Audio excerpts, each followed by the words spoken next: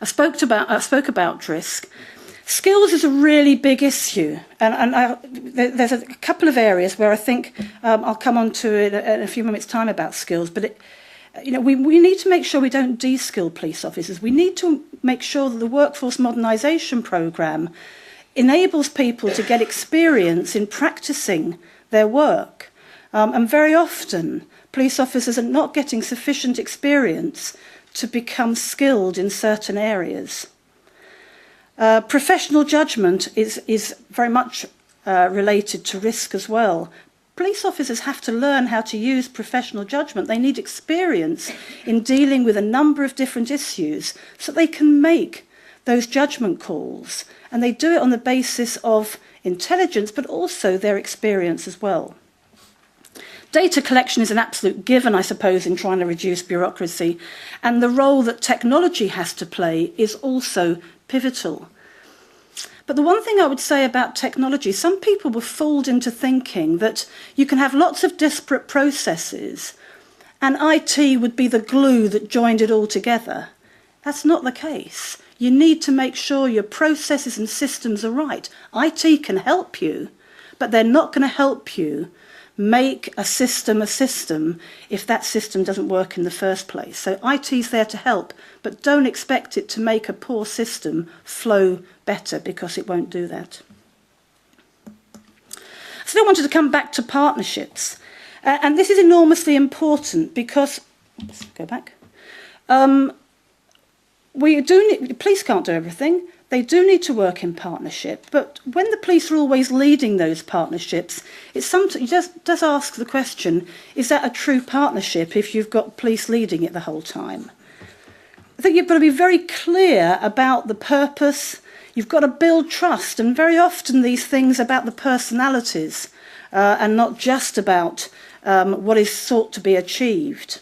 Leadership is absolutely key in anything, but so is continuity. And when you talk to a lot of other agencies, they are very critical of the police, where they'll be talking to one BCU commander one week and another BC commander next week. They build up a relationship, they build up that trust, and all of a sudden the personalities change.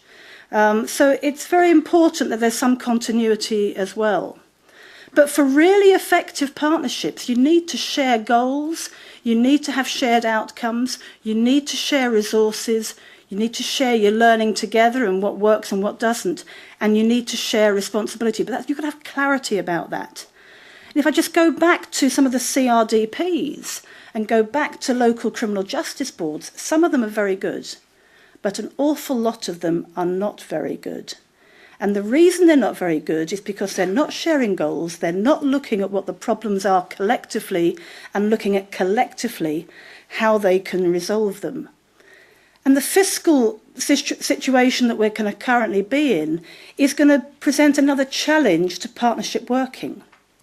Because if you're being judged on your particular performance and you're not being judged on the partnership performance, any money will go towards your performance and not the shared performance. That's a real challenge for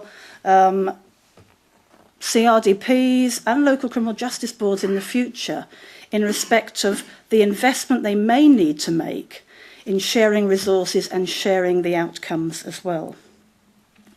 So what does success look like as far as the criminal justice system is concerned?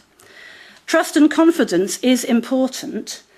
Less crime, I think, is important. Less offenders are important. Less prisoners. I'm not so sure about speedier justice, because I think speedy justice can be a contradiction in terms sometimes. Just because it gets there quickly doesn't mean it's going to be justice.